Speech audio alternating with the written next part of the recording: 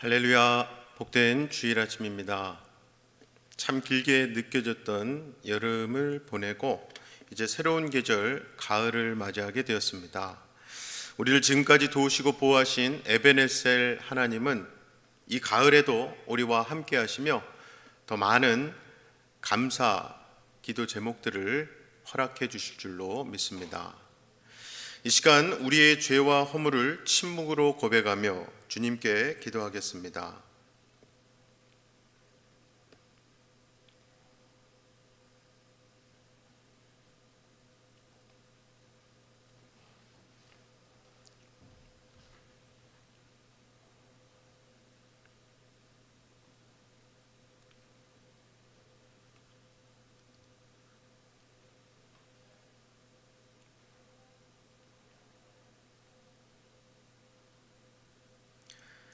여호와여, 우리의 포로를 남방 시내들 같이 돌려보내소서.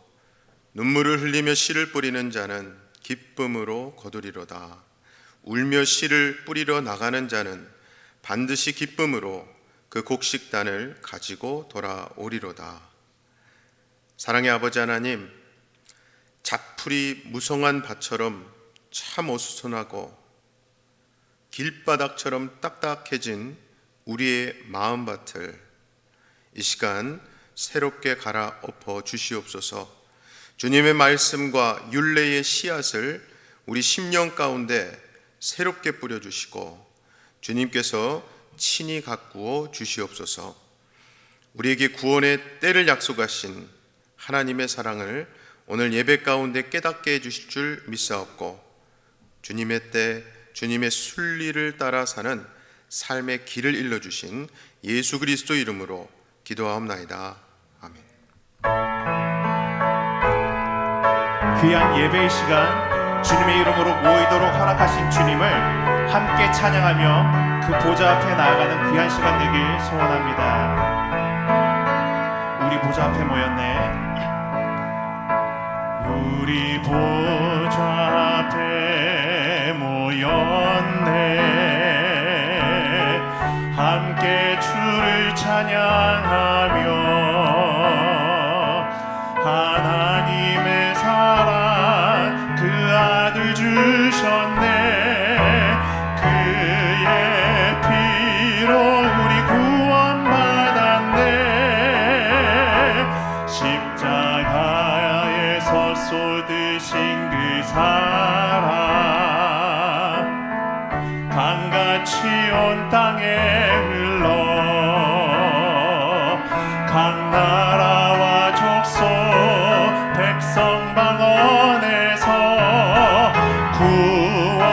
구원받고 주 경배 드리네.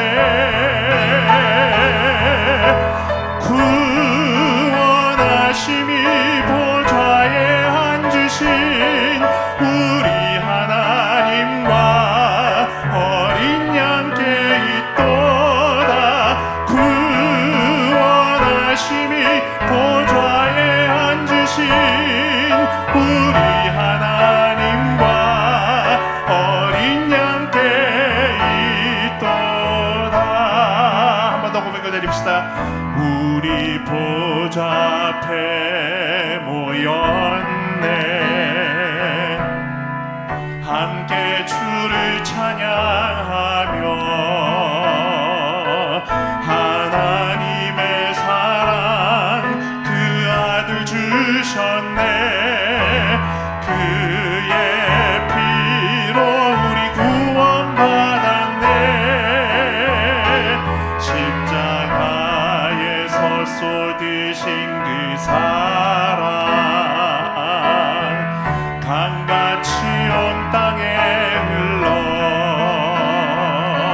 각 나라와 족속 백성 방언에서 구원받고 주 경배 드리네.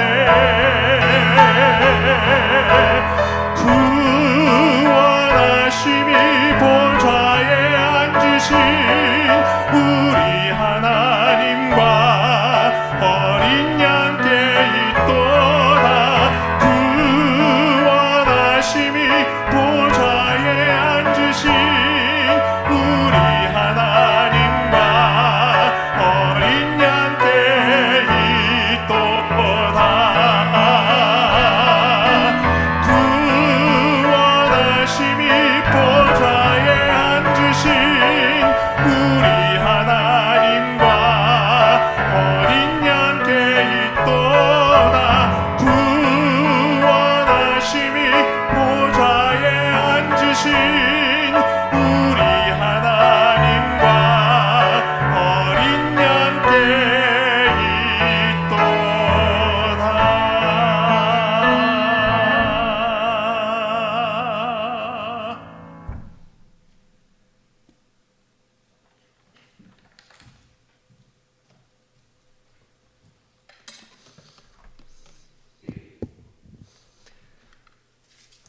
다 같이 기도하시겠습니다.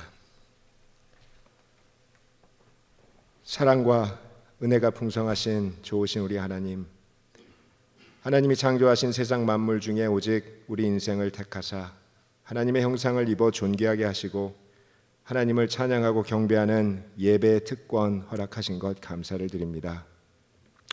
아담의 때부터 오늘까지 사람들의 마음이 교만과 불순종으로 말미암아 세상에 죄가 관영하게 되었고 선하고 아름다운 창조의 질서가 파괴되어 가면서 인생들이 재난과 질병 속에서 고통을 당하고 있는 이때에 다니엘의 회개 기도를 생각하며 주님 앞에 엎드립니다. 주여 구하옵나니 주는 주의 공의를 따라 주의 분노를 이 거룩한 성 예루살렘에서 떠나게 하옵소서.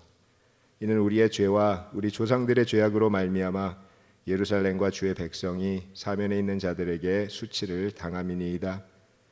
그러하온즉 우리 하나님이여 지금 종의 기도와 간구를 들으시고 주를 위하여 주의 얼굴빛을 황폐한 성소에 비추시옵소서. 오늘 세상이 코로나 바이러스로 인하여 사람들의 건강과 생명이 크게 위협을 받고 있을 뿐만 아니라 이 코로나 바이러스의 확산을 사람의 힘으로는 억제할 능력이 없어서 우리 교회와 또 세상의 많은 다른 교회들 또 선교지에서 예배가 자유롭게 이루어지지 못하고 복음 사역에도 큰 어려움이 있는 형편에 놓이게 되었습니다. 세상이 아무리 큰 어려움 속에 있을지라도 창조주 하나님은 만유에 계신 하나님이심을 고백합니다. 주님의 자비와 긍휼하심에 의지하여 간구하오니 우리가 겪는 이 모든 고난보다 더 높으신 하나님, 주님의 자녀들이 죄를 자복하고 돌이키기를 원하오니 우리가 마땅히 행할 선한 길을 가르쳐 주시옵소서. 이 땅을 주님의 은혜와 평강으로 속히 회복하셔서 주님 앞에 예배하기를 사모하는 모든 영혼들이 기쁨과 감사함으로 안전하게 예배에 나오실 수 있도록 복 내려 주시기를 간구합니다. 오늘 오후에 있을 교회의 공동의회를 위하여 또 기도합니다. 교회에서 처음으로 온라인 줌 컨퍼런스로 공동의회를 진행하게 되었사오니 많은 성도님들이 관심과 사랑으로 참여하게 하시고 모든 순서들이 순조로이 진행되도록 인도하여 주시옵소서. 집사와 장로 청거를 위한 공천위원들이 택함을 받게 하시고 이들의 수고를 통하여 바울이 디모데에게 베푼 권면과 같이 주님의 몸된 교회를 위하여 정직하고 충성된 재직들이 세움을 받아서 교회가 앞으로 복음의 표대를 향하여 힘있게 경주하여 나아갈 수 있도록 하나님 인도하여 주시기를 간절히 기도합니다. 또 이와 함께 담임 목사님의 청빙을 위하여서 기도합니다. 많은 분들의 수고로 미션 스터디가 잘 마무리되어서 노예 승인을 받게 하심을 감사합니다. 앞으로 청빙위원을 선출함으로부터 시작해서 본격적인 담임 목사님의 청빙 과정이 진행이 되겠사오니 모든 성도님들이 이 성경의 말씀을 기억하게 하여 주셔서 주시되 이 집은 살아계신 하나님의 교회요 진리의 기둥과 터라고 말씀하신 그 말씀 위에 온 성도님들이 한 마음으로 서게 하시고 이를 맡은 자들에게 지혜와 명철한 마음을 주셔서 사사로운 감정에 이끌리지 아니하게 하시고 하나님의 뜻을 따라서 하나님께서 예비하신 목사님을 수히 만날 수 있도록 인도하여 주시고 그리스도의 말씀과 경건의 교훈을 따르는 일에 우리 교회와 함께 동역자가 되어 나아갈 수 있도록 하나님 복 내려 주시기를 기도합니다. 우리 안에 있는 약한 지체를 위하여 또 간구합니다. 나그네와 같은 인생길이지만 건강이 있어야 주님이 부르신 소명 감당하며 나아갈 수 있지 않겠습니까? 육신의 연약함으로 인하여 기도하는 성도님들에게 치유하시는 주님의 기름 부으심이 있게 하여 주시옵시고 우리의 상급은 그리스도 예수 나타나실 때에 의의 면류관임을 우리가 아오니 깨끗한 마음으로 의와 믿음과 사랑과 화평을 따라서 우리의 삶 속에서 구원의 열매를 날마다 이루어갈 수 있도록 하나님 인도하여 주시옵소서. 오늘 비록 코로나 질병의 어려움으로 인하여 적은 수의 무리가 이 교회에 모여서 예배하지만 주님의 이름을 부르는 이 성전을 향하여 주의 눈이 보시오며 우리의 간구함을 들으시기를 간절히 바라옵나이다. 예배의 시종을 성령 하나님 인도하여 주시고 오직 하나님 영광 받으시옵소서. 거룩하신 예수 그리스도의 이름으로 기도하옵나이다.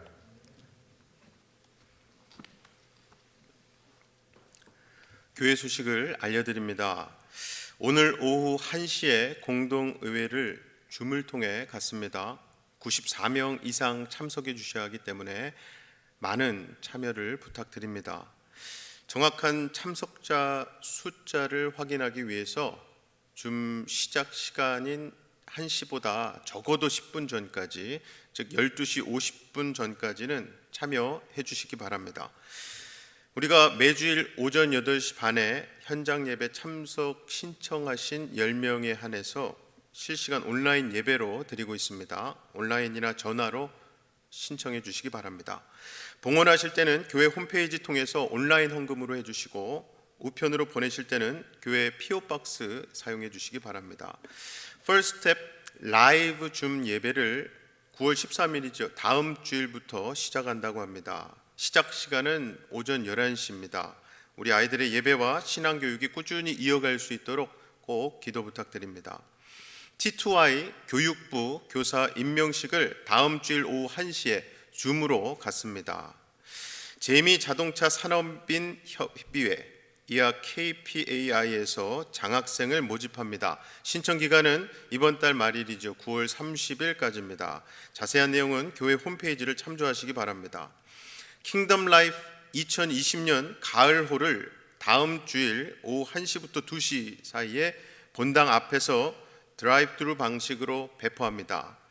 오이코스 섬기미님께서는 교회 방문 후 교제를 받아가시고, 그날 당일 수령이 어려우신 경우에는 오이코스 행정팀에 문의해 주시기 바랍니다. 하반기 제자 훈련 중 일부 과목은 지난주부터 이미 시작되었습니다. 아직 등록 가능한 과목들이 있습니다. 강의에 관한 자세한 사항은 교회 홈페이지에 있고요. 이번 모든 제자 훈련 강의는 줌으로 온라인으로 진행되고 있습니다. 신청은 이원전 집사님께 이메일로 신청해 주시면 됩니다. 이상 교회 소식은 교회 홈페이지에 게시되어 있습니다.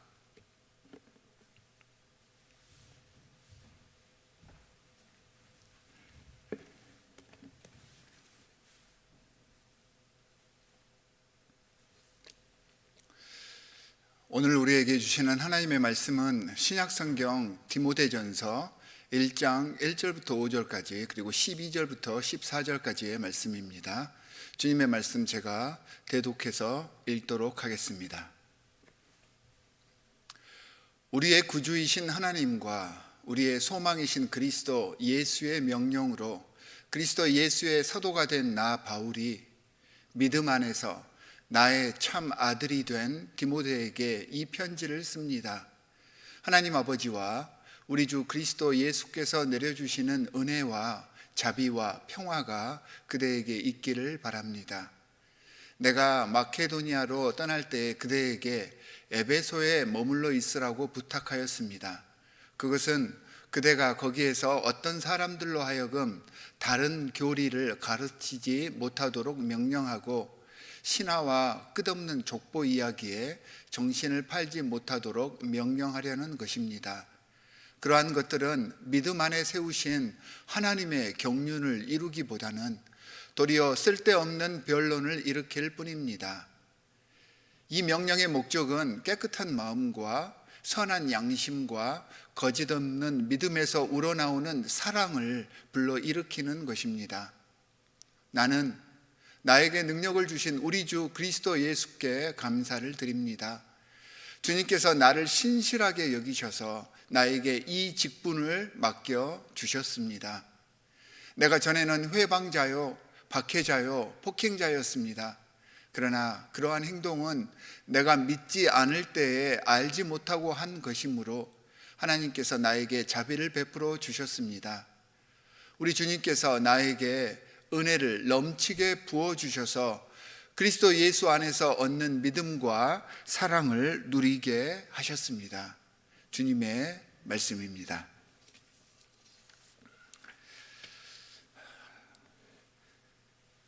전 세계가 코로나로 인해서 너무나도 많은 것들이 뒤죽박죽 되어버렸습니다.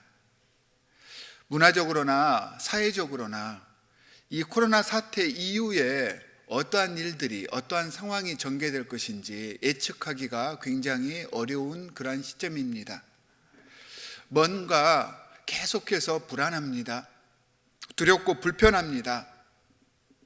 이런 느낌이 지금 이 시대의 자화상입니다.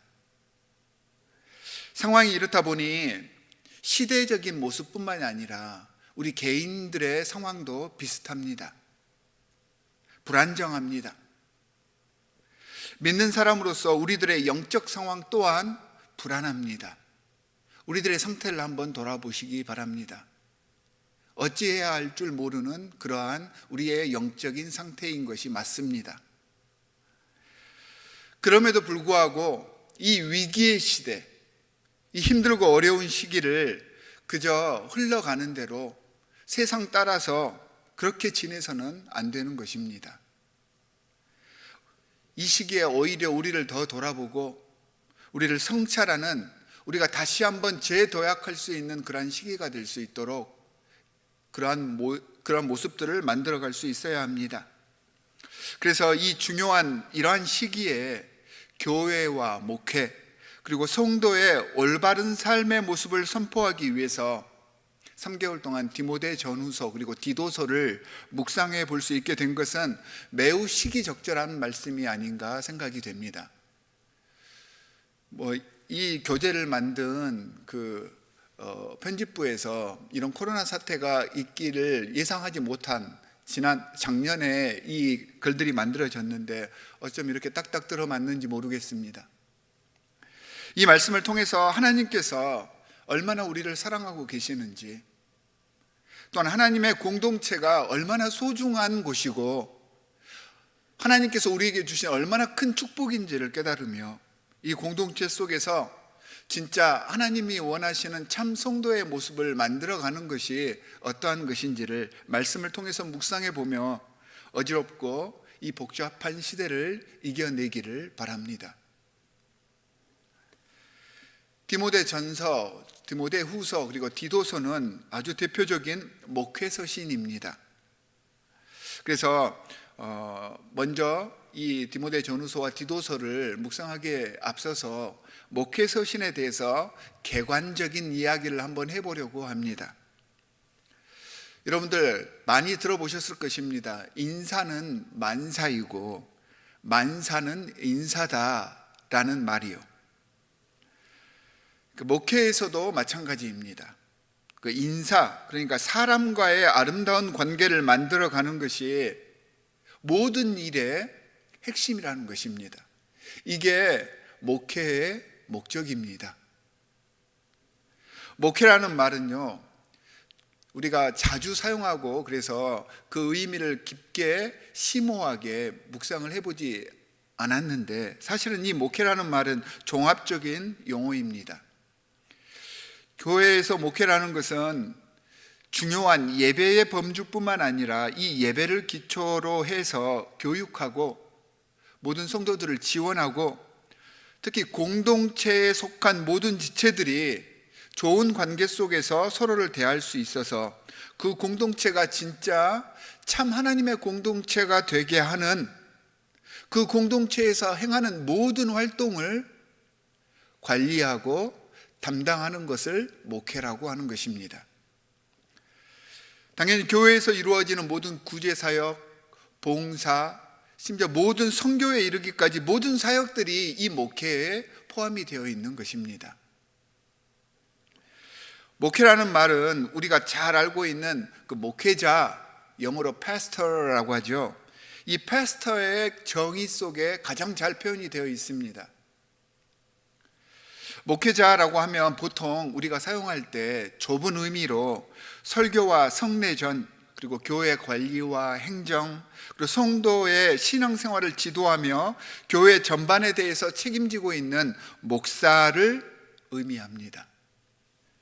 특히 우리 장로교회에서 목회는 좁은 의미로 다시 한번 말씀드리지만 성도를 교회의 일원으로 양육시켜서 교회 안이나 밖에서 하나님의 자녀로 바르게 살게 하는 것을 목회다라고 정의를 하고 있습니다.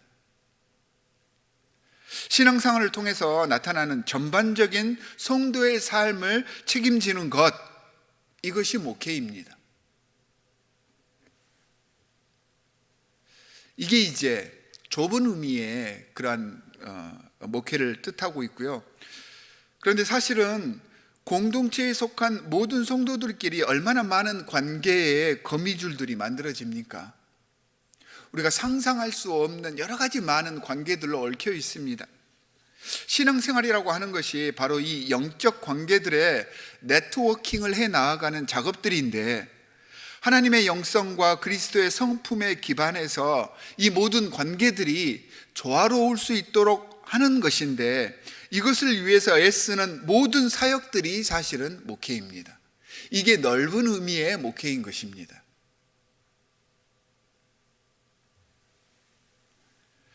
그래서 이 목회는요, 눈에 보여지는 것보다 보이지 않는 사역이 훨씬 더 많습니다. 그래서 목회하는 사람들, 그다음에 하나님의 사역을 하는 사람들은 그 일 시간을 이렇게 정하기가 굉장히 힘듭니다. 그리고 그 범위가 정해질 수가 없습니다. 관계를 다루는 그러한 사역이기 때문입니다. 인사이기 때문입니다. 그래서 목회는 다른 공동체의 경영과는 다르게 타겟팅이 분명합니다. 다른 공동체는 특별한 이윤이나 어떤 다른 목적이 있지만, 목회에서는요, 타겟팅이 반드시 인간관계가 되어야 하는 것입니다. 인사, 사람과의 관계를 위한 사역이 목회인 것입니다. 우리가 사용하는 몇 가지 목회적 용어들을 조금 알아두면 좋을 것 같습니다. 우리가 자주 사용하는 말들 중에 교역자라는 말이 있고 사역자라고 하는 말이 있습니다. 이 교역자라고 하는 말은 영어로 religious worker라고 합니다. 그래서 교회로부터 급여를 받고 종교적인 일에 종사하는 모든 사람들을 이야기를 합니다. 여기에는 목사나 전도사들이 포함이 됩니다. 사역자라고 하는 말은 조금 더 포괄적인 말을 의미합니다. 영어로 이 사역자를 표현하는 가장 대표적인 말이 ministry입니다. 히브리어로는 에베드, 일하다라고 하는 말이고, 헬라어로는 집사를 지칭하게 되는 디아코노스, 이걸 이 사역자를 대표하는 용어로 사용할 수가 있습니다. 이 모든 히브리어, 헬라어, 영어에서 말하는 이 사역자는요, 전부 다 일꾼이라는 그런 뜻입니다. 그래서 교회에서 보면 목사, 전도사, 장로, 집사, 권사, 액티브 멤버들, 교인으로서 하나님 앞에 세례받은 모든 사람들이 이 사역자에 해당이 되는 것입니다. 일꾼을 의미한다고 했는데, 이처럼 하나님의 일을 위해서 일하는 모든 사람들을 사역자라고 이야기를 합니다. 목회자의 말은 아까도 잠깐 말을 했는데, 좁은 의미로는 교역자를 주로 지칭을 하지만 원래적인 의미로는 사역자를 말하고 있기 때문에 하나님의 백성들, 하나님의 공동체 안에서 헌신하기 위해서 스스로를 내놓은 모든 이들에게 이 사역자, 목회자의 타이틀이 주어지는 것입니다. 그래서 목회서신 하면 목회자들에게 주는, 교역자들에게 주는 말씀이 아니고요, 하나님을 믿고 하나님의 백성으로, 하나님의 종으로 스스로를 내어놓은 모든 하나님의 사역자들에게 주는 말씀이 이 목회서신의 말씀인 것입니다. 이 교역자나 사역자의 가장 기본이 되는 전제가 뭐냐면 공동체입니다. 이 교역자와 사역자가 속해 있는 공동체가 없으면 이 교역자나 사역자라고 하는 말을 사용할 수가 없습니다. 공동체에 속한 사역자들을 목회는 어떻게 하나가 되게 하며 성경적으로 성령의 인도하심에 따라 얼마나 효율적이며 은혜롭게 연합하게 하고 나아가게 할 것인가 라고 하는 정신이 이 목회 속에는 기본적으로 깔려 있어야 하는 것입니다. 교회 공동체라고 하면요, 우리가 이제 말하는 전체적인 의미의 교회, 이걸 이야기하는 것이 아닙니다. 바울의 모든 서신서들은 신약 성경을 보면 서신서가 굉장히 많은 비중을 차지하는데 서신서는 두 가지로 구분되어 있죠. 공동서신과 바울서신으로 구분이 되어 있습니다. 공동서신이라고 하는 것이 일반 모든 교회에 전하는 말씀, 그런 서신서이고요. 바울서신서는 각 교회에 전달한 서신이기는 하지만 그 성격이 조금 다릅니다. 바울서신서들은요, 각 로컬 처치에 그 교회의 환경이나 신앙적이고 신학적인 상황에 따라서 그 교회에 맞게 쓰여진 서신서입니다. 그 말은요, 바울의 서신서는 각 교회의 특성, 그러니까 문화적인 면이나 사회적인 기반이나 인종에 대한 것들, 성별에 관한 것들, 그리고 그 교회의 정치적인 기반, 모든 것들을 다 고려해서 거기에 맞게끔 선포된 말씀이라는 것입니다. 이런 말씀의 목적에 따라서 우리도 디모데 전후서와 디도서를 묵상해 가면서 이 말씀들이 우리 교회, 로컬 처치로서의 우리 교회를 위해서 목회자로 부르심을 받은 나에게 이 말씀을 어떻게 적용할 것인지를 고민하고 서원하면서 받아들이는 시간이 되어야 합니다. 그런 시간이 되어지기를 주 예수 그리스도의 이름으로 간절히 부탁하고 축복합니다. 이 하나님의 목회를 위한, 그러니까 이 인사가 되게 하기 위한, 목회가 되게 하기 위해서 바울은 먼저 수신자인, 오늘 이게 디모데 전서에서는 디모데, 디도서에서는 디도, 이 수신자와의 관계를 드러내면서 본문을 시작하고 있습니다. 그 말은요, 이 둘의 관계로 만들어가는 것이 목회의 목적이 되어야 한다는 것입니다. 목회가 다른 것들을 목적으로 하는 것이 아닙니다. 목회의 가장 큰 목적은요, 바울이 디모데를 어떻게 받아들이고 어떤 관계를 했느냐, 이 모습을 만들어가는 것이 진짜 목회인 것입니다. 우리가 알다시피 바울과 디모데의 관계는, 그리고 바울과 디도와의 관계는 바울 서신에서 바울이 아주 자주 언급하고 있는데요, 매우 긴밀하고 매우 깊은 신뢰의 관계였습니다. 우리가 상상할 수 없을 정도로 그렇게 깊은 관계입니다. 아주 생사의 그러한 순간에 자신의 모든 생명과 자신의 모든 것들을 다 맡길 수 있고 등을 내어줄 수 있는 관계였습니다. 디모데는 특별히 바울을 통해서 복음을 받아들였습니다. 그들 사이의 우정은요, 비록 나이차가 굉장히 많이 나고 또한 여러 가지 성격의 차이가 있었음에도 불구하고 시간이 갈수록 깊어졌습니다. 바울이 신앙의 아들로 인정할 정도로 모든 면에서 바울이요, 믿고 의지했던 사람, 자신이 가르쳐서 자신이 하나님의 백성을 만들었는데 오히려 바울이 의지하고 바울이 따랐던 사람 중에 한 사람이 디모데였습니다. 서로를 신뢰하고 서로를 인정해서 함께 돕는 사이가 되었기 때문에 이런 관계가 가능했던 것입니다.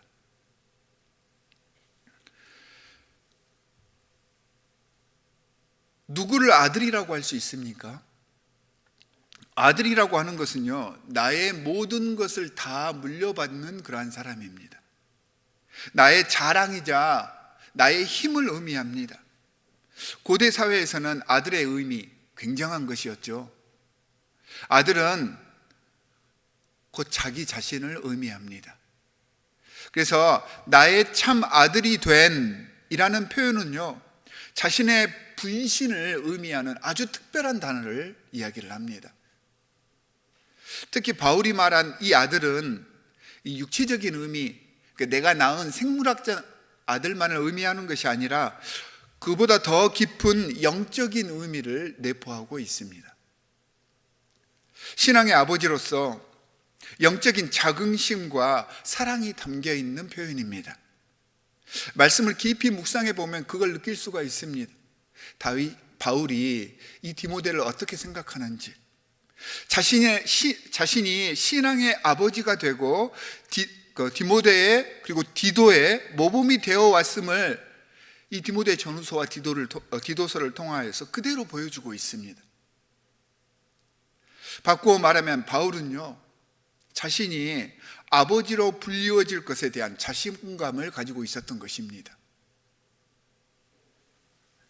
바울이 내세운 아버지로서의 가치는요, 우리가 생각하고 있는 인간적인 판단과 기준과 인간적인 경험에 따른 것이 아니죠. 예수 그리스도를 통한 관계 속에서 나오는 예수님을 모델로 하는 그런 아버지 상을 자신이 만들어가고 있었다, 이것을 이야기하고 있는 것입니다.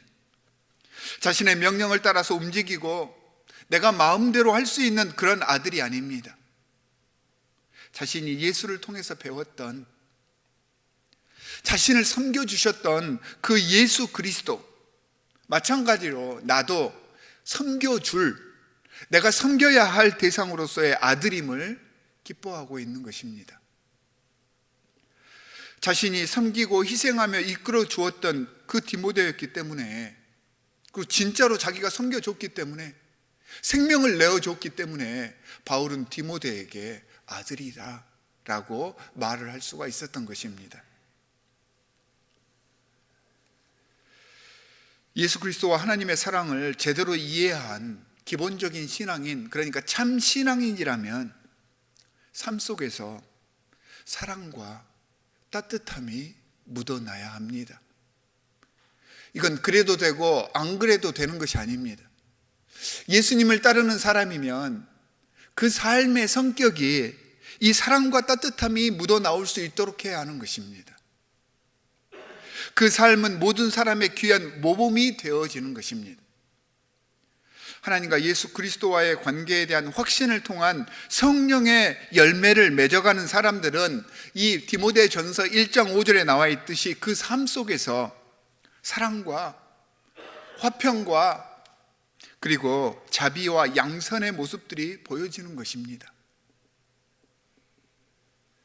그리고 자기가 의도하든 의도하지 않건 나의 이 변해가는 성품, 나의 기질들, 이런 것들이 점차 예수 그리스도의 성품처럼 변해가는 그러한 모습들을 지켜보는 모든 사람들의 영적 아버지로 자리매김이 되어가는 것입니다. 영적 아버지라는 것은 특별한 능력을 갖춰가는 것을 의미하지 않습니다. 바울은 영적으로 이러한 확신에 찬 아버지임을 자랑스러워하고 있는데요, 자신의 사회적인 지위나 지적인 능력이나 경제적인 여유가 모범이 되게 하는 것이 아니라 예수님을 만나서 예수님의 그 온화한 성품으로 변화되어가는 그 모습을 자랑스러워하고 물려줄 수 있게 되는 그런 아버지가 되어야 하는 것입니다. 이런 바울의 삶과 마음가짐이 우리가 말하는 목회 속에서 인사, 그러니까 사람을 얻기 위한 사역의 기초가 되게 하는 것입니다. 이게 목회입니다. 이런 바울 같은 영적 스승이자 아버지가 교회에 넘쳐나게 하는 것, 이것이 목회입니다. 신앙의 스승이자 선배가 많은 곳이 우리 교회였으면 좋겠습니다. 또한 이러한 신앙의 스승으로 스스로가 만들어져 가는 곳이 우리 교회였으면 좋겠습니다. 그러기 위해서는 다시 한번 강조드리지만 다른 게 필요한 것이 아닙니다. 내 성품과 내 기질과 내 분위기가 예수 그리스도처럼 온화하게 사랑의 모습으로, 포용하는 모습으로, 섬기는 모습으로 변해가는 것을 의미하는 것입니다. 그랬을 때 내가 신앙의 아버지가 되어지는 것이고요, 신앙의 어머니로 모든 사람들에게 본이 될 수 있는 것입니다. 이런 사람들을 계속해서 육성해 가는 것이 목회인 것입니다. 오늘 말씀을 통해서 우리 스스로가 영적 아버지, 영적 어머니의 상을 만들어갈 그 출발점이 되시기를 주 예수 그리스도의 이름으로 간절히 축원합니다. 바울과 디모데, 바울과 디도가 이런 관계가 가능하였던 것은 물론 서로가 서로를 인정하고 노력하였기 때문이었을 것입니다. 당연하죠. 서로 신뢰할 수 있는 관계는 한쪽에서 강요하거나 힘으로 눌러서는 절대 되어지지 않습니다. 그런 경우는요, 얼마 가지 않아서 아주 작은 갈등으로 금세 갈라지게 되어 있습니다. 이런 관계들의 대표적인 특징은, 이렇게 갈라질 수밖에 없는 특징들은 그 관계 속에 의식적이건 무의식적이건 상하 관계가 깔려 있기 때문에 그렇습니다. 처음엔 그 관계가 잘 이루어지는 것 같이 보일지 모르지만 결국에는 그 관계에는 조건이 붙어 있기 때문에 깨어지게 되어 있습니다. 참다운 아버지와 아들 사이처럼 서로의 허물이 있을지라도, 서로의 단점을 보게 되더라도 사랑하고 신뢰하는 마음이 있기 때문에 용서하고 이해하고 인정해 줄 수가 있는데, 바울과 디모데의 관계가 그런 관계였습니다. 이 바울과 디모데의 신뢰와 사랑을 바탕으로 한 관계가 바로 교회 안에서 목회자와 성도들의 관계가 되어야 합니다. 또한 성도들 간의 관계가 이런 모습을 갖춰갈 수 있어야 합니다. 이게 우리 교회가 지향하는 목회가 되었으면 좋겠습니다. 이런 목회가 가능한 공동체를 조성해 나아갈 때 주의해야 할 점들도 있습니다. 세상을 살다 보면 정말로 여러 가지 말도 안 되는 문제들을 만나게 됩니다. 또한 여러 가지 우리가 예기치 못했던 상황들을 그렇게 만나게 될 때가 많습니다. 그렇듯이 바울이 있었던 그 초대교회에, 교회가 새로 만들어져 가는 그 시점에서 정말로 많은 어려움들이 있었습니다. 기독교를 바탕으로 이 이단 사상들이 출몰해서 많은 성도들을 유혹하고요, 영적으로 타락하게 만들었습니다. 디모데전서 1장 3절부터 4절 말씀에 보면 이 본문에서는 다른 교리, 그리고 신화, 족보, 변론이라는 표현으로 이 방해물들을 설명을 하고 있습니다. 다른 교리라고 이야기를 했는데요, 다른 교리라고 하는 것은 성경 말씀을 이야기하는 게 아닙니다.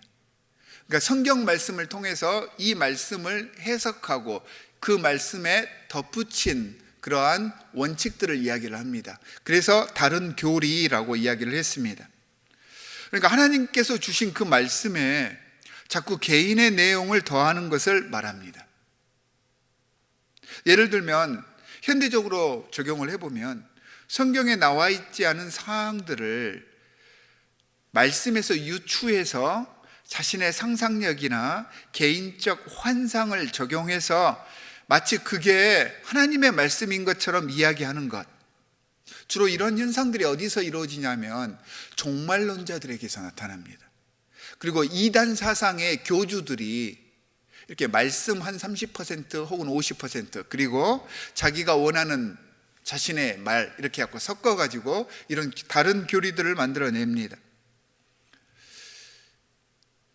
이러한 다른 교리들의 특징이 뭐냐면 자신을 세우고 자신을 정당화하기 위해서 자꾸 타 교회를 깎아내린다거나 다른 목회자들, 다른 성도들을 깎아내린다든가 정죄하는 일에 사용을 하게 됩니다. 하나님의 말씀을 가지고 그렇게 사용하는 곳은 전부 다 이런 다른 교리들이 작용하고 있기 때문입니다. 여러분들께서 분명히 구분을 하실 수 있어야 합니다. 또한 내 개인적인 신앙에서는 하나님과 예수 그리스도의 이름을 빌어서 자신의 주장을 강조하기 위해서 말씀을 변경할 때가 있습니다.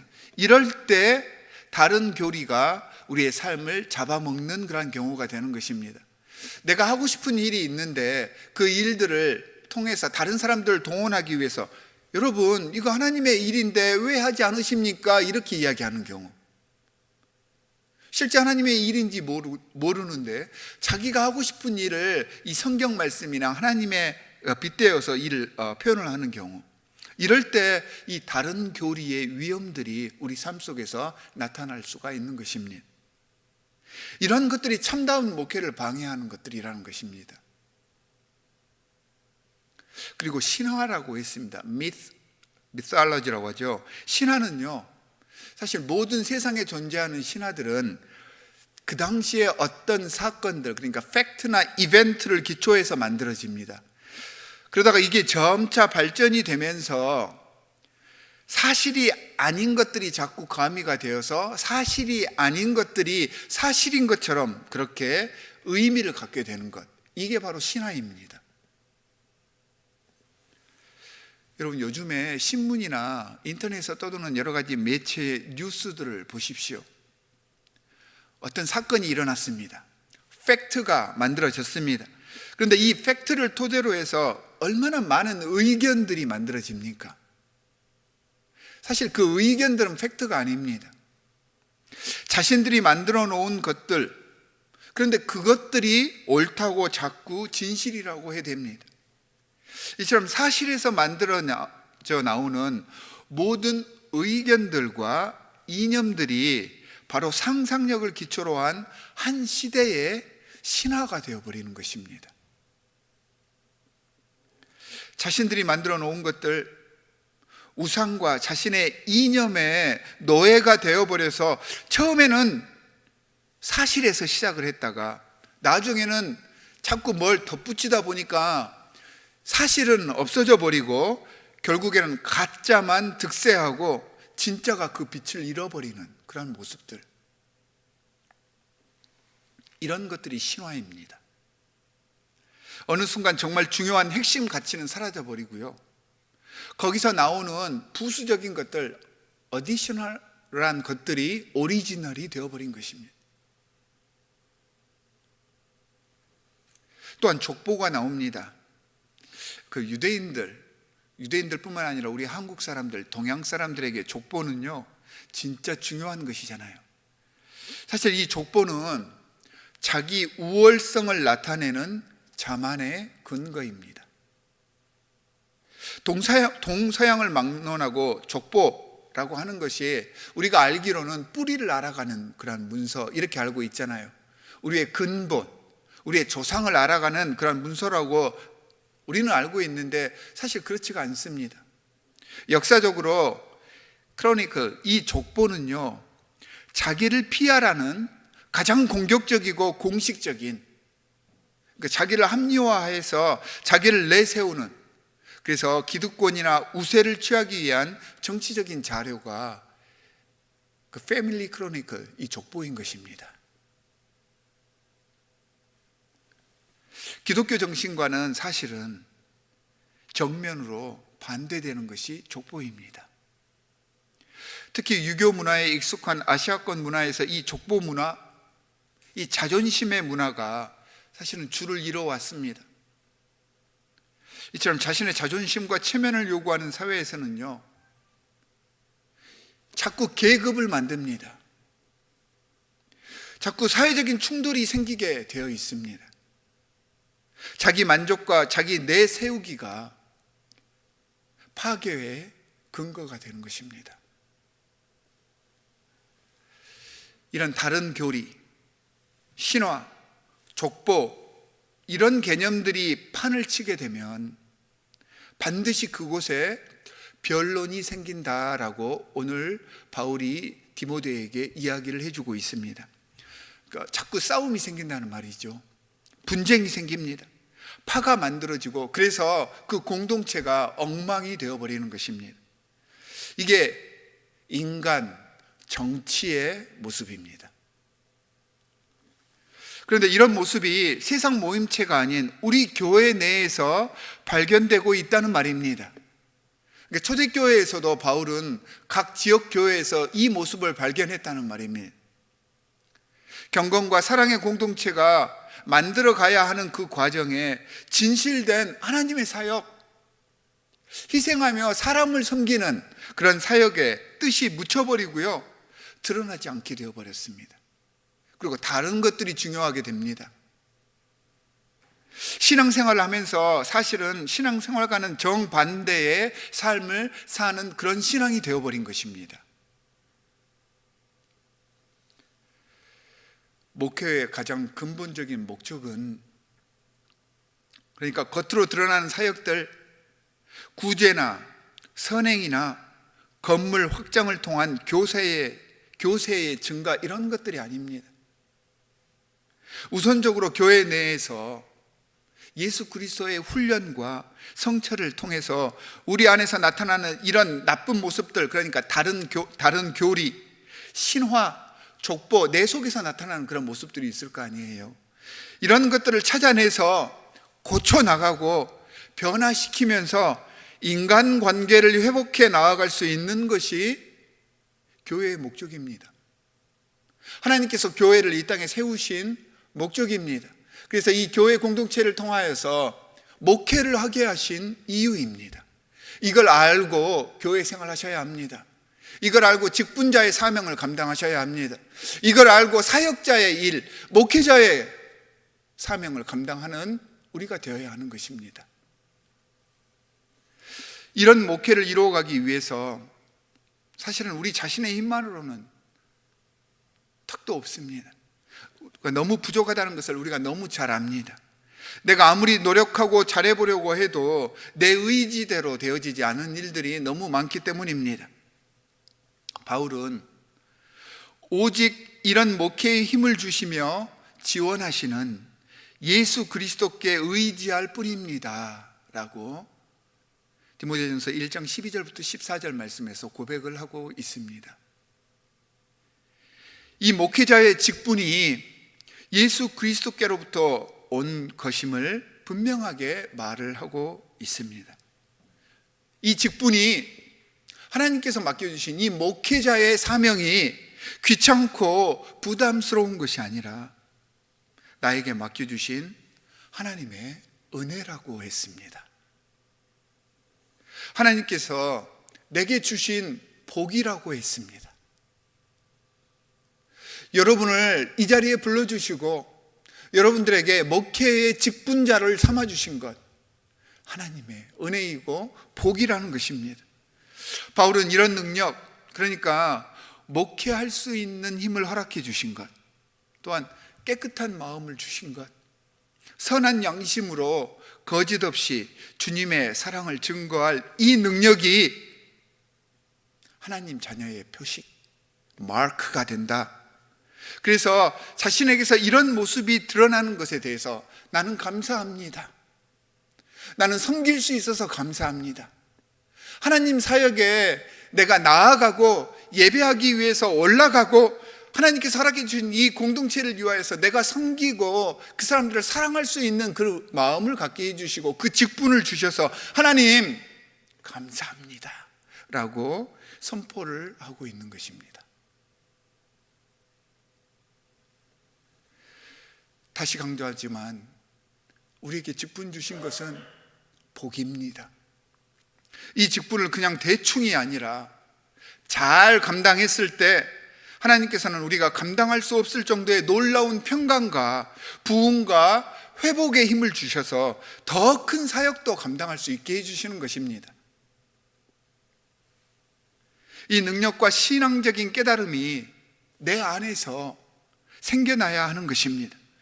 그래서 이 능력을 키워가다 보니까 내 안에 들어있던 자꾸 회방하고 상대를 깔보고 내 고집 주장하고 내 혈기 부리려 하던 그 인간적인 본성이 내 옛날 모습들이 점차 없어지고 상대에게 압박하고 내 식으로 자꾸 달래고 어르고 찍어 누르려고 했던 그 폭력의 모습이 내 속에서 점차 없어지더란 말입니다. 끊임없이 주님의 성품으로 변해가는 것, 이것이 목회자, 사역자들의 이 생을 살아가는 이 공동체에서 해야 하는 제1목적이 되어야 합니다. 바울은 그렇게 지금 간증을 하고 있는데요, 저는 이 바울의 간증을 보면서 이 간증이 저를 너무 많이 부끄럽게 합니다. 주님 앞에 나아갈 엄두를 못 내게 할 정도로 제가 이 바울과 비교를 해보니까 너무 부족하다는 것을, 내가 죄가 너무 많다는 것을 매 순간 이 바울의 간증이 나를 일깨우고 깨닫게 했습니다.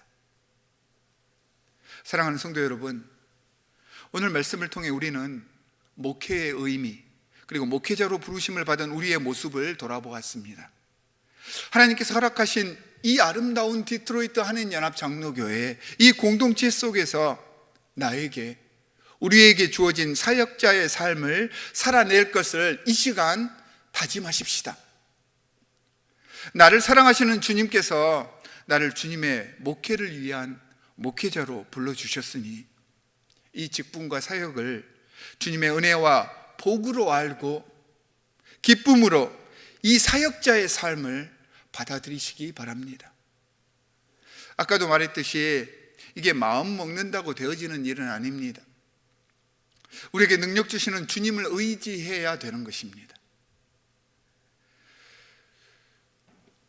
주님께 강력하게 의지함으로 이 사역과 직분을 통해서 준비해 두신 놀라운 변화의 순간들을 받아들이시기 바랍니다.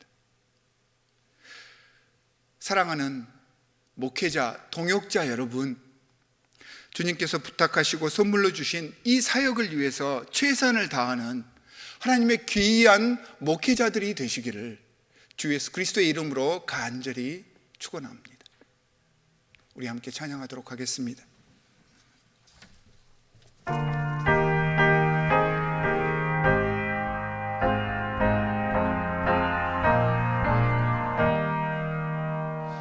교회의 참된 터는 우리 주 예수라.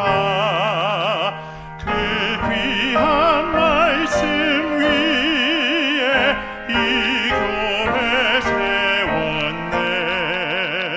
주 예수 강림하사 피 흘려 샀으니 땅 위의 모든 교회 주님의 신부라.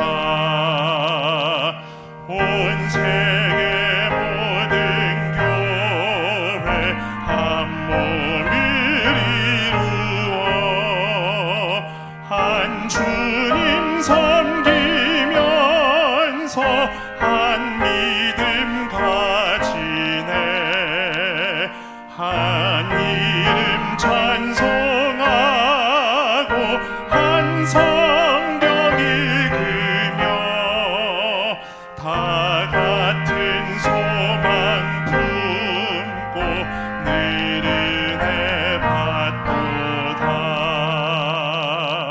땅 위의 모든 교회 주 안에 있어서 하늘의 성도들과 한 몸을 이루리에. 오 주여 복을 주사 저 성도들 같이 우리도 주와 함께 늘 살게 하소서.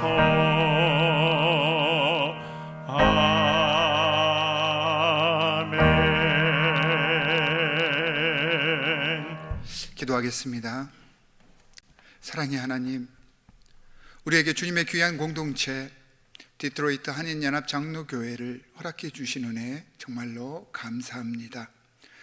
부족하고 연약하여서 세상의 시류에 금세 휩쓸려 버릴 우리 개개인을 하나님의 공동체에 모아주시고 보호해 주시고 사랑하셔서 주님의 자녀, 주님의 제자로 성장시켜 주심을 우리는 잘 알고 있습니다. 이런 막중한 하나님의 사랑의 은혜 안에 거하면서도 우리는 참 하나님의 자녀로 살아내지를 못했습니다. 너무 이기적으로 세상의 안위와 만족만을 생각하면서 나에게 올 복과 혜택에만 관심을 갖고 이 은혜의 공동체 속에서 우리가 감당할 것들은 무시한 채 불평만 해왔었습니다. 이런 염치 없는 우리의 모습을 이 시간 돌아보기를 간절히 원합니다. 귀한 말씀으로 하나님 공동체를 위한 목회의 비전을 세워갈 수 있게 해 주셨으니 이 말씀들을 깊이 묵상하고 가슴에 새겨 우리 스스로가 하나님의 공동체에 부끄럽지 않은 사역자로 거듭날 것을 이 시간 주님 앞에 서원합니다. 우리를 받아주시고 주님의 온전한 공동체를 섬기며 이루어가는 참 일꾼으로 사용하여 주시옵소서. 우리와 함께 하시고 이 공동체의 놀라운 회복과 부흥의 불길을 허락하여 주시옵소서. 하나님, 이 공동체에 주님께서 원하시는 올바른 일꾼들이 재직 선출을 통해서 세워지게 하시고 이를 위해 모든 성도들이 관심을 갖고 중보하며 주님의 사역에 동참하게 해 주시옵소서. 귀한 하나님의 종을 예비하셔서 이 교회를 이끌고 참다운 하나님의 섭리가 이 교회를 통해서 세상에 전파되게 하여 주시옵소서. 헌신의 마음을 담아 주님께 봉헌합니다. 주님 앞에 생색내는 재물이 아니라 우리의 마음과 정성과 영혼을 담아 주님께 바치오니 드리는 손길 위에 그 마음을 보시고 갑절의 은혜로 더하여 주시고 드리지 못한 손길, 그 안타까운 그 마음을 누구보다 잘 아시오니 위로하시고 드릴 수 있는 능력과 헌신의 마음을 이 시간 허락하여 주시옵소서. 이제는 아바 아버지 성부 하나님과 성자 예수 그리스도와 성령님의 무한하신 사랑과 은혜와 능력이 주님께 목회자로서 헌신할 것을 다짐하는 이 예배에 참석하는 모든 예배자들과 그 가정 위에 지금부터 영원까지 함께 하시기를 간절히 축원하옵나이다. 아멘.